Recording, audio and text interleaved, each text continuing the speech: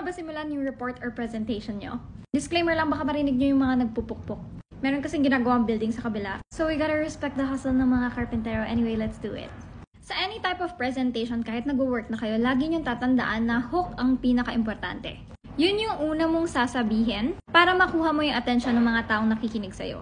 There was a study conducted by Vanessa Van Edwards and her team, and it appears that in the first 7 seconds, malalaman na natin whether we like the lecturer or not. Kaya napapansin mo minsan kapag nagsispeech ka or nagpe-present ka, kapag pangit yung simula mo, hindi na makikinig sa'yo yung audience mo or mahirap nang kunin yung attention nila sa'yo.